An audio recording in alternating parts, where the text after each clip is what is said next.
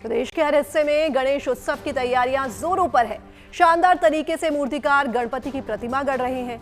जगह जगह पंडाल तैयार किए जा रहे हैं। भक्त बप्पा के आने का इंतजार कर रहे हैं। इस गणेश चतुर्थी को अगर आप भी बप्पा को घर ला रहे हैं तो कुछ खास बातों का ध्यान रखना जरूरी है। चलिए आपको बताते हैं कि क्या है वो खास बातें।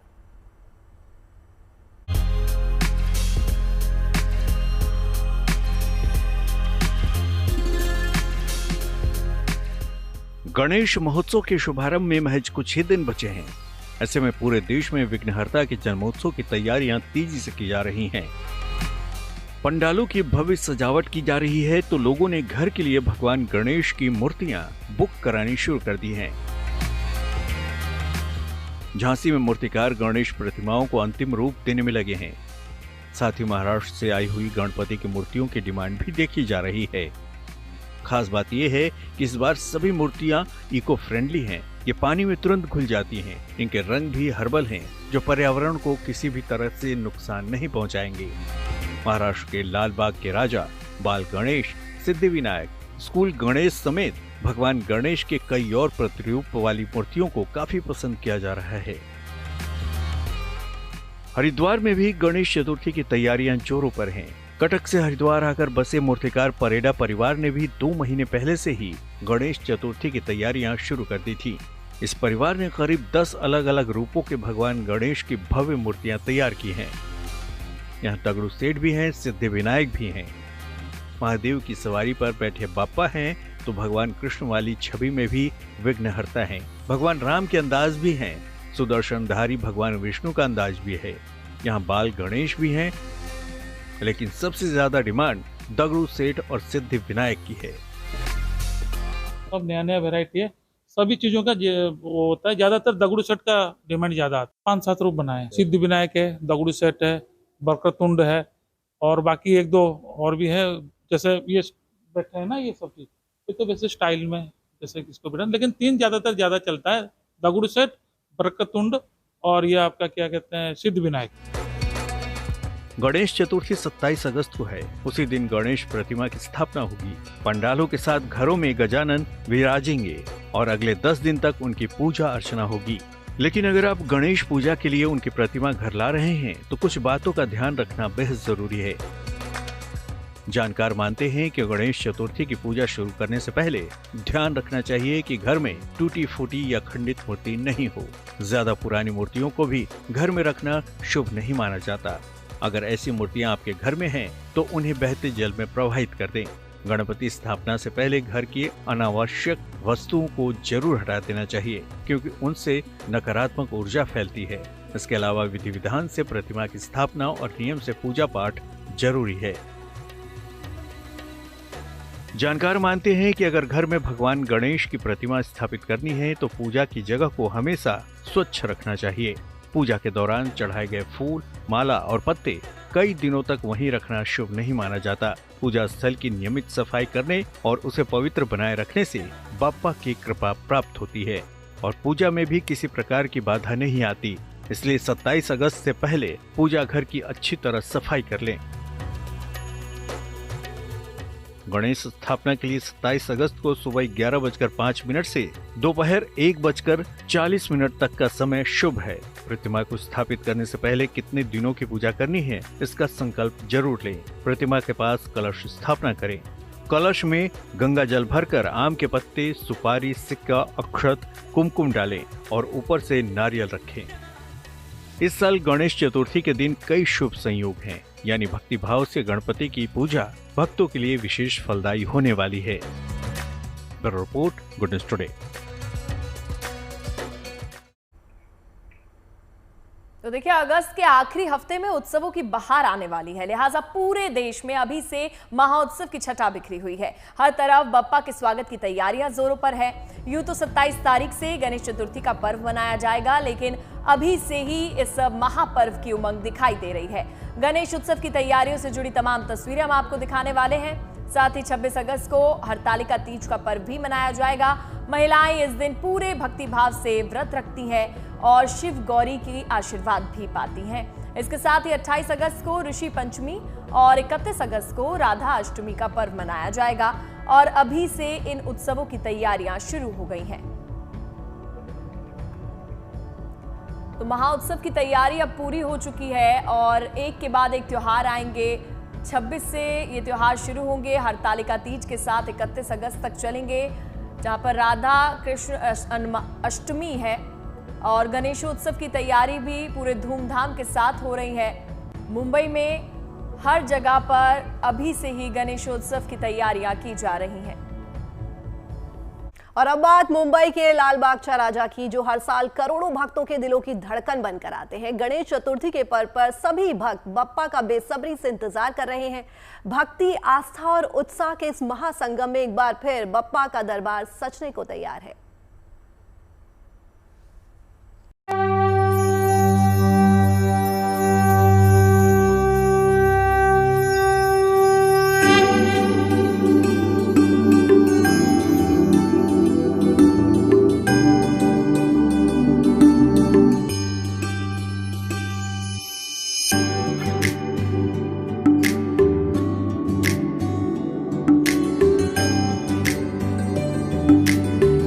श्रद्धा के महासागर और आस्था का प्रतीक लाल बाग के राजा।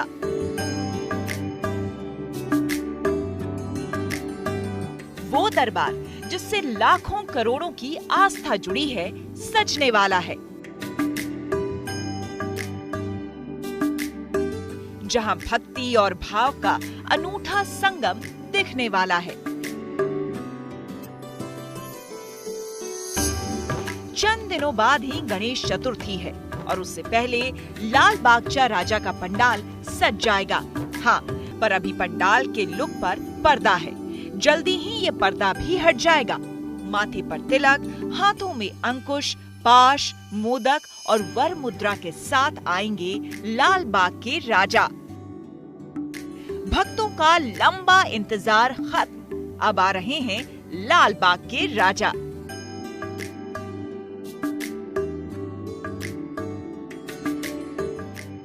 हर साल यही पुकार होती है। भक्त यूं ही हर साल बेसब्री से बप्पा का इंतजार करते हैं। मुंबई में गणेश चतुर्थी की तैयारी जोर शोर से चल रही है। बप्पा की मूर्तियां बन रही हैं, पंडाल सज रहे हैं और इन दिनों मुंबई की धड़कनों में एक अलग ही जोश है। लेकिन इसमें भी लाल बाग के राजा की बात ही अलग है, इसलिए सभी को उनके आगमन का इंतजार है। लाल बाग के राजा से करोड़ों दिलों की आस्था जुड़ी है। 80 से भी अधिक वर्षों से ये प्रतिमा सिर्फ मुंबई ही नहीं, पूरे भारत और विदेशों में बसे भक्तों के लिए श्रद्धा और विश्वास का प्रतीक है। 1934 में मुंबई के लालबाग क्षेत्र के मछुआरों और फूल बेचने वालों ने पहली बार गणेश उत्सव का आयोजन किया था। इन लोगों की एक ही इच्छा थी, भगवान गणेश इलाके में स्थायी बाजार की स्थापना करवा दे। जब ये मुराद पूरी हुई तो आभार स्वरूप लाल बाग के राजा की स्थापना की गई। तभी से इन्हें नाम मिला लाल बागचा राजा, यानी लाल बाग के राजा। 2025 में लाल बाग के राजा की स्थापना को 92 साल पूरे हो रहे हैं। लाल बाग के राजा की पहली मूर्ति 2 फीट ऊंची थी। उसके बाद हर साल सबसे ऊंची मूर्ति लाना मानो यहाँ की परंपरा हो गई। 2001 के बाद से समाचारों में भी लाल बागचा राजा का नाम आने लगा। बड़े बड़े नेता, अभिनेता, उद्योगपति अपनी मनोकामनाओं की पूर्ति के लिए आने लगे। लाल बाग के राजा का पंडाल हर साल लाल बाग मार्केट परेल में हर्षोल्लास के साथ सजाया जाता है, जहां हर वर्ग, हर धर्म, हर क्षेत्र के लोग बप्पा के दर्शन के लिए आते हैं। हर साल लाल बाग के राजा का पंडाल किसी खास ऐतिहासिक या धार्मिक थीम पर बनाया जाता है, जिसमें अद्भुत कलाकृति की जाती है और भारतीय संस्कृति, परंपरा और आधुनिक कला का अद्वितीय संगम होता है। आमतौर पर पंडाल को 50 फीट से भी ऊंचा बनाया जाता है और इसकी खास सजावट में करोड़ों रुपए भी खर्च किए जाते हैं। लाल बाग के राजा को मनोकामना पूर्ति गणपति भी कहा जाता है। ऐसा माना जाता है कि जो भी भक्त सच्चे मन से अपनी मनोकामना लेकर यहाँ आता है, वो खाली हाथ नहीं लौटता। लाल बाग के राजा के दर्शन करने हर साल लगभग 1.5 करोड़ से भी ज्यादा भक्त आते हैं। लोग कई कई घंटों तक लाइन में लगकर नवसाचा मूर्ति के दर्शन करते हैं। ये वो विशेष दर्शन होते हैं जहां भक्त सीधे भगवान के चरणों तक पहुंच जाते हैं। भक्तों की श्रद्धा का अनुमान इसी बात से लगाया जा सकता है कि हर साल लाल बाग के राजा को करोड़ों का चढ़ावा मिलता है। इसमें सोने चांदी के मुकुट, भारी मात्रा में नगद, महंगे आभूषण और यहाँ तक कि विदेशी मुद्रा तक शामिल होती है। तुझको आना है, सुन कहता दीवाना है, जब तेरा दर्शन पाएंगे चैन तब हमको पाना है। लाल बागचा राजा सिर्फ एक मूर्ति नहीं, वो भगवान हैं जो करोड़ों दिलों में बसते हैं। वो विश्वास है जो खुद में मदद करते हैं और वह शक्ति है जो जीवन में प्रकाश भरते हैं। आस्था के इस खास पर्व को भक्त पूरे श्रद्धा। अब बात कर लेते हैं तकनीक और इनोवेशन की। वडोदरा की खुशी पठान ने भारतीय सेना के जवानों के लिए सोलर पावर वाली ड्रेस बनाई है। इस ड्रेस में लगे लाइट वेट सोलर पैनल से जीपीएस ट्रैकर, मोबाइल फोन जैसी जरूरी उपकरण चार्ज हो सकेंगे। खुशी को भरोसा है कि उनके इस प्रोटोटाइप को विकसित किया जाएगा और उनका ये प्रयास भारतीय जवानों के काम आएगा।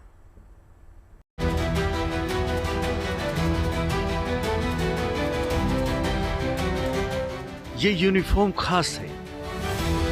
ये जवानों के लिए बनाई गई यूनिक ड्रेस है।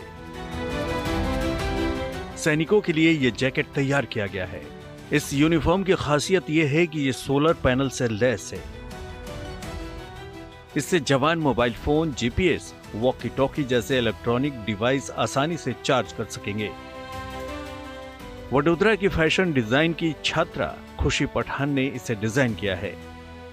मैंने ये आर्मी ऑफिसर्स के लिए यूनिफॉर्म डिज़ाइन की है, जिसके अंदर मैंने सोलर पैनल्स का प्रोविज़न दिया है ताकि वो फील्ड में या रिमोट एरियाज़ के टाइम पे हाई अलर्ट जहाँ पे है, जहाँ पे इलेक्ट्रिसिटी नहीं पहुँच पाती है, वहाँ पे वो लोग जाकर अपने अपनी डिवाइसेस चार्ज कर सके। इसमें मैंने सोलर पैनल्स का इंटीग्रेशन किया है जो डायरेक्ट सनलाइट को एब्जॉर्ब करता है और फिर उससे डिवाइसेस चार्ज कर सकते हैं।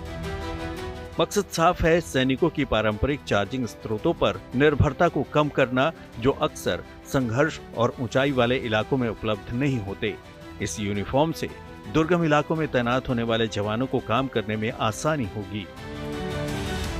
फिलहाल अभी जो प्रोविजन है वो सिर्फ चार्जिंग का प्रोविजन है कि अगर रिमोट एरियाज में, हाई अलर्ट एरियाज में अगर वो जाते हैं या घूम जाते हैं, अपने यूनिट से दूर हो जाते हैं, तो वो अपने डिवाइसेस चार्ज करके अपने टीम से, यूनिट से बात कर सकते हैं। अब ये समझिए कि आखिर सोलर जैकेट काम कैसे करता है। सोलर जैकेट में लगे सोलर पैनल सूर्य के प्रकाश को अवशोषित करते हैं।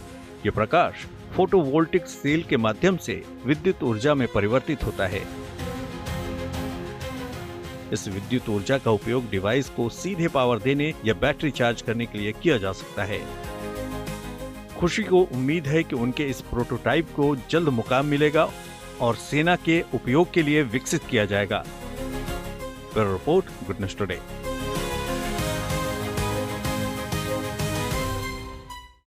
तमिलनाडु के त्रिची के एक प्राइमरी स्कूल में शानदार पहल की गई है। यहाँ बच्चों की यूनिफॉर्म पर खास क्यूआर कोड प्रिंट किए गए हैं। स्कूल प्रशासन की माने तो बच्चों की सुरक्षा को ध्यान में रखते हुए एक कदम उठाया गया है। इस यूनिफॉर्म में जेब पर खास क्यूआर कोड प्रिंट है, जिसे स्कैन करने पर मोबाइल स्क्रीन पर बच्चे की पूरी डिटेल आ जाती है, ताकि अगर बच्चा कहीं गुम हो जाए तो सही सलामत अपने घर तक पहुंच सके।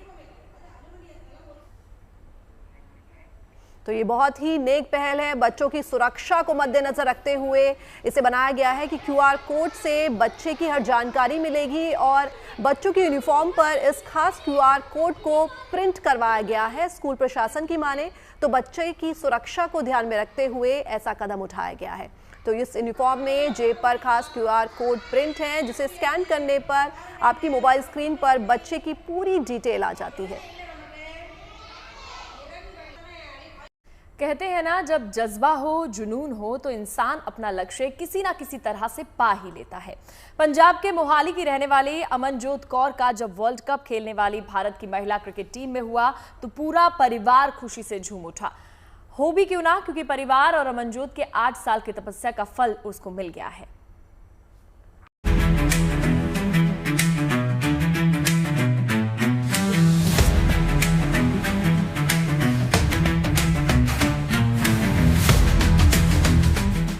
अमनजोत कौर पंजाब के मोहाली की रहने वाली क्रिकेट खिलाड़ी पंजाब के लिए खेलती आई हैं। ऐसे में उनका भारत की महिला क्रिकेट टीम में सिलेक्शन हुआ है, जो भारत और श्रीलंका में होने वाले महिला विश्व कप क्रिकेट में भाग लेंगी। हालांकि अमनजोत पहले भी भारत की ओर से वनडे मैच खेल चुकी हैं।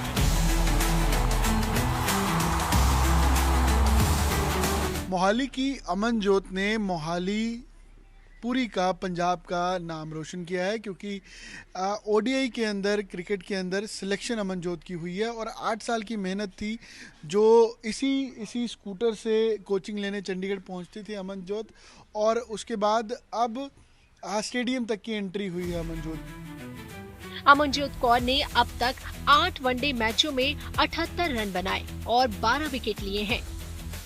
वहीं T20 में उन्होंने 15 मैचों में 162 रन बनाए और 6 विकेट झटके। डोमेस्टिक क्रिकेट में पिछले 2 वर्षों से लगातार शानदार प्रदर्शन करते हुए उन्होंने पंजाब क्रिकेट एसोसिएशन की ओर से खेलते हुए 2022-23 सीजन में 21 विकेट और 482 रन बनाए। इसी प्रदर्शन के आधार पर उन्हें टीम इंडिया में बतौर ऑलराउंडर जगह मिली। यही नहीं, 2023 में WPL में उन्हें 50 लाख रुपए में मुंबई इंडियंस ने खरीदा था। इसी साल उनका वनडे फॉर्मेट में डेब्यू भी हुआ था। वर्ल्ड कप के लिए भारतीय टीम में जगह मिलने पर अमनजोत के परिवार में जबरदस्त खुशी है। अमनजोत के माता पिता का कहना है कि उनकी बेटी की मेहनत को अब जाकर सही दिशा मिली है। उन्होंने 10 साल के अंदर सिलेक्शन हो गई है, बधाइयां दे दी उन्होंने। क्यों ये बच्ची सिलेक्ट हो गई और क्या, वर्ल्ड कप में आना बहुत बड़ी बात है। अब ये है कि चलो जीत जाए वर्ल्ड कप। हाँ जी, जब उसने 50 मारी थी तब भी बहुत खुशी हुई थी। टीम में अमनजोत के चुने जाने पर अपनी खुशी जाहिर करते हुए उनकी बहन का कहना है कि हर क्रिकेटर का सपना वर्ल्ड कप खेलने का होता है और अब ये सपना साकार हो जाएगा। उसने तो पोस्टर लगा के रखे हुए थे अपने। जब ये स्टार्ट उसने क्रिकेट किया था ना, उसने बताया था कि अभी तो जो स्टार्टिंग हुई है, मेरे को बहुत आगे जाना है, मैं पढ़ाई कर रही हूँ, बट अगर ऐसा पॉइंट आया ना कि मेरे को उस पर फोकस करना है क्रिकेट पे, तो मैं करूँगी उस पर ज़्यादा, मैं टाइम क्रिकेट को देने लग जाऊँगी, मैं तैयारी भी कर लूँगी, पढ़ाई भी हैंडल कर लूँगी। अमनजोत के पिता भूपिंदर सिंह कारपेंटर का काम करते हैं, फिर भी उन्होंने अमनजोत के करियर के सामने किसी प्रकार की बाधा नहीं आने दी। वो अमनजोत की ट्रेनिंग के दौरान उनको पूरा सहयोग देते थे। अब बेटी के सिलेक्शन पर उन्हें बहुत गर्व है। Aman Bhardwaj, Chandigarh, good news today. तो कल नेशनल स्पेस डे मनाया जाएगा। इस दिन भारत के मिशन चंद्रयान 3 को कामयाबी मिली थी। इस दिन को यादगार बनाने के लिए तमाम तैयारियां की जा रही हैं, लेकिन इससे पहले एक बेहद शानदार खबर देखिए स्पेस से भारत कैसा दिखता है। इस तस्वीर को शुभांशु शुक्ला ने शेयर किया है। इस वीडियो को साझा करते हुए शुभांशु ने कहा, यह अंतरिक्ष से भारत का एक टाइम लैप्स वीडियो है। ISS हिंद महासागर से दक्षिण से उत्तर की ओर बढ़ रहा है। हम भारत के पूर्वी तट के साथ यात्रा कर रहे हैं। आप जो बैगनी चमक देख रहे हैं वो पूरे देश में गरज के साथ चमक रही बिजली है। जैसे ही रोशनी फीकी पड़ जाती है और एक अंधेरा क्षेत्र दिखाई देता है, वो हिमालय है। जैसे ही हम कक्षा पार करते हैं, आप देखेंगे कि प्रकाश चारों ओर फैलने लगता है, क्योंकि आप कक्षा में सूर्योदय देख रहे हैं। बैकग्राउंड में तारों पर भी ध्यान दें। तो शुभांशु शुक्ला ने ये टाइम लैप्स जो है वो शेयर किया है और आप देख रहे हैं कि बेहद खूबसूरत लग रहा है ये वीडियो। हिंद महासागर से दक्षिण से उत्तर की ओर बढ़ रहा है। हम भारत के पूर्वी तट के साथ यात्रा कर रहे हैं, शुभांशु शुक्ला ने ये बताया। और उन्होंने ये भी बताया कि जो बैगनी चमक आप देख रहे हैं पूरे देश में गरज के साथ चमक रही बिजली है।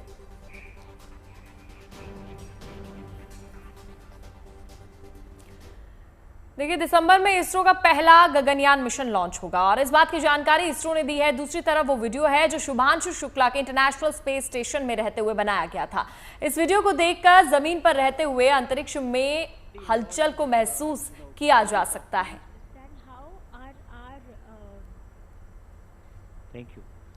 third row, if anybody wants to. अगर आपको बताऊं भी तो शायद मुझे नहीं लगता कि वो कन्वे कर पाऊंगा कि जो मैंने फील किया ये मिशन कैसा था।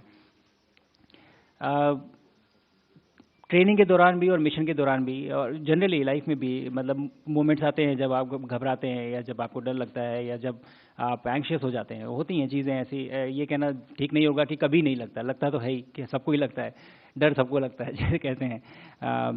बट मुझे लगता है कि विश्वास होता है लोगों पे। जैसे चेयरमैन इसरो ने भी कहा कि एक बहुत बड़ी टीम लगती है ऐसे मिशंस को एग्जीक्यूट करने में, और इससे बड़ा भरोसा तो आप किसी को नहीं दे सकते कि इंजीनियर आपके लिए वो मिशन तैयार कर रहा है, वो व्हीकल तैयार कर रहा है और वो रॉकेट तैयार कर रहा है, और आप बोल रहे हैं कि हाँ मैं इसमें बैठ के जाऊँगा, मुझे आपके ऊपर इतना भरोसा है। मैं अपनी मतलब आप एक तरह से अपनी लाइफ उसके हाथ में दे रहे हैं और कह रहे हैं कि मुझे आपके ऊपर भरोसा है। तो मुझे लगता है ये जो ट्रस्ट है, ट्रस्ट की भावना है, ये बहुत बड़ी एक चीज़ होती है जो आपको इन चीज़ों से डील करने में मदद देती है। एंड अगर कोई परेशानी है या कोई टेक्निकल कॉम्प्लेक्सिटी है तो हम उसको डिस्कस करते हैं बहुत ट्रांसपेरेंसी से, और आई थिंक वो ट्रस्ट बढ़ाता है एक दूसरे के बीच में। तो यही कहूँगा मैं कि ये ट्रस्ट की जो भावना है, जितने भी लोग इन्वॉल्व हैं इस मिशन में, ये बहुत मदद करती है ऐसे मोमेंट से डील करने में। और चलिए आपको दिखाते हैं एक दिलचस्प खबर जो आई है इंग्लैंड के सरे से। यहाँ एक बुजुर्ग महिला ने अपना 116वां जन्मदिन बड़े ही धूमधाम से मनाया। एथेल केटरहम ने कल यानी 21 अगस्त को 115वां साल पूरा कर लिया है। Guinness book of world record ने उन्हें दुनिया की सबसे उम्रदराज जीता जागता इंसान करार दिया। ब्रिटेन के इतिहास में वो पहली शख्सियत बन गई हैं जिन्हें सबसे उम्रदराज होने का गौरव हासिल हुआ। गिनीज वर्ल्ड रिकॉर्ड और लॉन्गिक्विस्ट के डेटा के अनुसार एथेल की फिलहाल दुनिया में सबसे उम्रदराज शख्सियत हैं जो बखूबी अपनी जिंदगी जी रही हैं।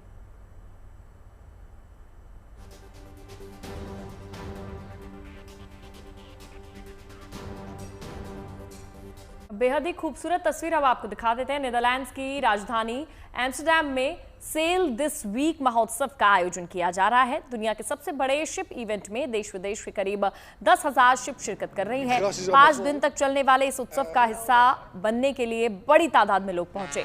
दुनिया भर से आए सजे धजे शिप्स की रौनक यहां देखते ही बन रही है।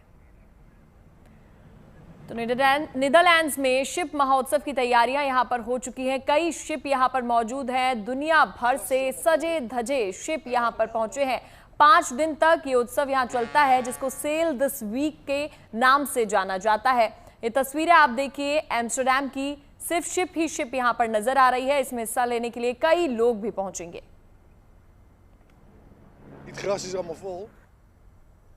अब देखिए एक और दिलचस्प खबर। एक और दिल्ली में सड़कों पर घूमने और लोगों पर हमला करने वाले कुत्तों को शहर से बाहर करने और शेल्टर हाउस में भेजने के मुद्दे पर विवाद छिड़ गया।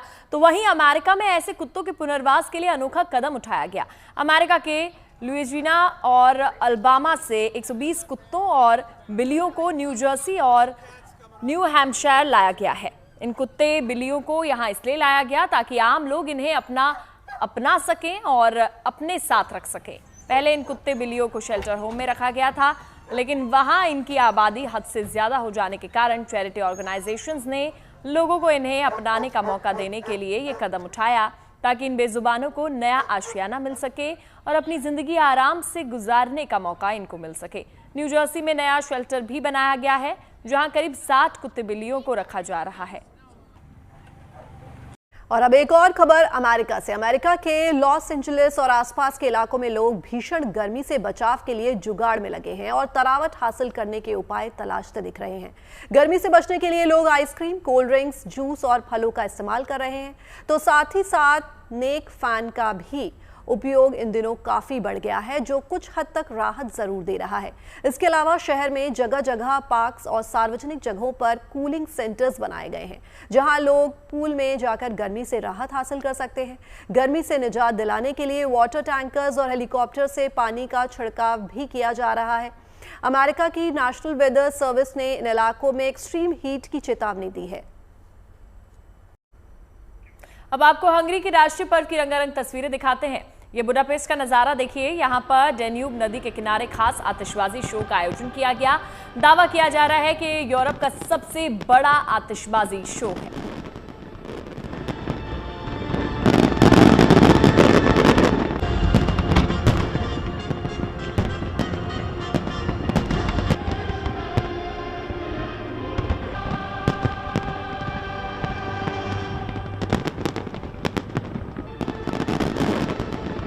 एआई खिलौनों की मांग लगातार बढ़ती जा रही है और ये इंसानों के अच्छे दोस्त भी बनते जा रहे हैं क्योंकि इनका निर्माण मानवीय व्यवहार को ध्यान में रखते हुए किया जा रहा है।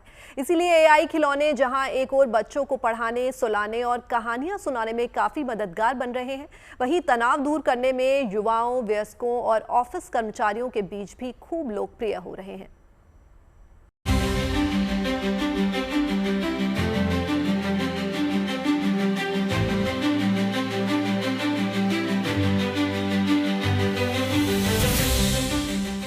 चीन ही नहीं, दुनिया भर में एआई खिलौनों को काफी पसंद किया जा रहा है। बच्चे ही नहीं बल्कि बड़े भी इसका खूब इस्तेमाल कर रहे हैं। एआई खिलौने जहां एक और बच्चों को पढ़ाने, सुलाने और कहानियां सुनाने में काफी मददगार बन रहे हैं, तो तनाव दूर करने में युवाओं, वयस्कों और ऑफिस कर्मचारियों के बीच भी खूब लोकप्रिय हो रहे हैं। लिहाजा कई कंपनियां एआई खिलौना बनाने में दिलचस्पी ले रही हैं। एआई इनोवेशन में कई तरह के खिलौने बनाए जा रहे हैं जो बच्चों को शुरुआती शिक्षा से लेकर कहानियां सुनाने तक का काम कर रहे हैं। यही नहीं, ये आपकी आवाज के नकल के साथ आपके व्यवहार, आदतें और इच्छाओं को नोटिस कर उसकी तरह करने की कोशिश भी करते हैं। बच्चों की रिपोर्ट भी उनके माता पिता के पास भेजने का काम करते हैं। 现在能做到能识别70多种情绪，把儿童的意图和他阅读的兴趣做结合以后，再配合情绪和声纹识别，可以非常精准地捕捉到孩子每一刻的心理的变化。एआई से चलने वाले खिलौनों की क्षमताओं में लगातार बढ़ोतरी की जा रही है। 通过我们自研的大模型去识别并且理解世界上绝大多数的物种，我们目前已经支持300多万个物种。识别完之后呢，可以去关联一系列的知识点，通过 AI 生成，包括科普、中英文的知识，还有故事。एआई खिलौनों की लोकप्रियता किशोरों और कर्मचारियों के बीच भी लगातार बढ़ रही है। इसे तनाव दूर करने का एक मजेदार और प्रभावी तरीका भी माना जा रहा है। 我们在早期设计的时候，其实是瞄着就是孩子和老人。实际发售产品之后，就是测试产品之后，发现全部是白领。我们相信 AI 玩具一定会有非常大的市场。 एक आंकड़े के मुताबिक वैश्विक एआई खिलौना बाजार 2024 में 11 अरब अमेरिकी डॉलर को पार कर गया था और इसके 2030 तक 58 अरब अमेरिकी डॉलर तक पहुंचने का अनुमान है। Bureau report, good news today.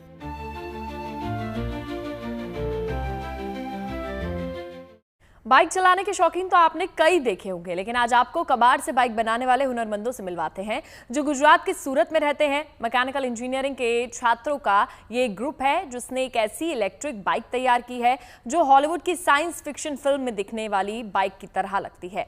ये बाइक एआई तकनीक जिससे लैस है, जो बिना ड्राइवर के भी दौड़ सकती है। सबसे ज्यादा आपको ये जानकर हैरानी होगी कि ये 2 लाख से भी कम खर्च में चमचमाती बाइक तैयार की गई है। हालांकि अभी ये प्रोटोटाइप है, मतलब शुरुआती मॉडल, जिसकी कई पैमानों पर टेस्टिंग और मंजूरी बाकी है। हमारा जो प्रोजेक्ट है ये फुल्ली ड्राइवरलेस इलेक्ट्रिक मोटरसाइकिल है जो हबलेस भी है साथ में, और इसको सिर्फ हमने नाम ही फ्यूचरिस्टिक नहीं दिया है, इसको फ्यूचरिस्टिक हमने बनाने की कोशिश भी की है।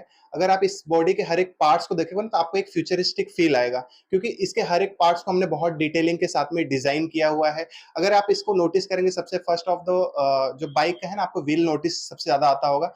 नॉर्मली जब रोड पे कोई गाड़ी चलती है तो बीच में रिम रहता है, अलॉय रहता है, तब जाके वो गाड़ी चलती है, लेकिन इस गाड़ी के बीच में कोई रिम भी नहीं है तो भी ये गाड़ी रोड पे चल रही है। इस गाड़ी को है ना, हमने बनाने के लिए हमने कोशिश की जितना से जितना हो सके हमारा स्क्रैप में या फिर जो रीयूज मटेरियल, हम इसके पहले भी काफी सारे प्रोजेक्ट बनाते हैं तो पुराने मटेरियल से हम इसमें ज्यादा यूज करते हैं ताकि जो हमारी कॉस्टिंग है बाइक की वो काफी कम हो सके। बाइक को हमने नाम गरुड़ा दिया है क्योंकि गरुड़ा जो है इसके एक हम जानते हैं गरुड़ जो है विष्णु जी का वाहन है और उससे हम लोग ने मोटिवेट होके इसको हमने नाम दिया है।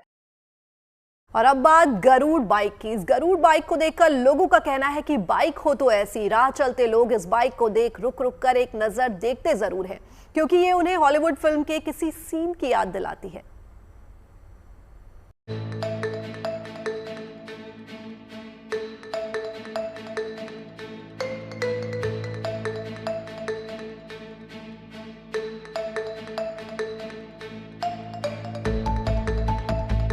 सड़कों पर दौड़ती इस अनोखी बाइक की खूब चर्चा है। इसके बड़े और चौड़े पहिए, नायाब सिटिंग पोजीशन इसे और खास बनाती है। जब बगैर आवाज किए ये बाइक सड़क पर भागती है तो देखने वाले देखते रह जाते हैं। राह चलते लोग कुछ पल के लिए ही सही ठहर जाते हैं, क्योंकि इस मोटरसाइकिल का डिजाइन ही कुछ ऐसा है जो किसी हॉलीवुड साइंस फिक्शन फिल्म की याद दिलाता है। ये एक AI यानी artificial intelligence powered electric motorcycle है, जिसे सूरत के इंजीनियरिंग स्टूडेंट्स ने बनाया है। मैकेनिकल इंजीनियरिंग के छात्र शिवम ने ये बाइक तैयार की है। वो इस तरह के कई प्रोजेक्ट से जुड़े हुए हैं। शिवम ने इस खूबसूरत और मॉडर्न बाइक को अपने कॉलेज के साथी गुरप्रीत और गणेश के साथ मिलकर बनाया है। गुरप्रीत का काम डिजाइनिंग है तो गणेश एडिटिंग से जुड़ा काम संभालते हैं। जैसी खास ये बाइक है वैसा ही इसका नाम भी है। इस बाइक का नाम भगवान विष्णु की सवारी गरुड़ है। ये तो हुई इस बाइक को बनाने वालों की बात। अब जानते हैं कि ये बाइक आखिर कैसे तैयार हुई। सूरत के कबाड़ मार्केट से पहले इसे खरीदा गया, फिर इन छात्रों ने इसके 70% पार्ट्स अपनी वर्कशॉप में तैयार किए। पुराने टायर्स का इस्तेमाल किया गया, कड़ी मेहनत रंग लाई और करीब 1 साल बाद ये बाइक बनकर तैयार हो गई। यूनिक डिजाइन और AI पावर इसे और भी नायाब बना देते हैं। ये इलेक्ट्रिक बाइक एक यूनिक डिजाइन है जिसे मैनुअली या बिना ड्राइवर के चलाया जा सकता है। मतलब इसे रिमोट से आसानी से ऑपरेट कर सकते हैं। सुरक्षा के लिहाज से इसमें 4 कैमरे और कई सेंसर्स लगे हैं। इन कैमरों और सेंसर्स से बाइक के आसपास की स्थिति पर नजर रखी जाती है। सबसे बड़ी बात, इस इलेक्ट्रिक बाइक को घर पर ही आसानी से चार्ज भी किया जा सकता है।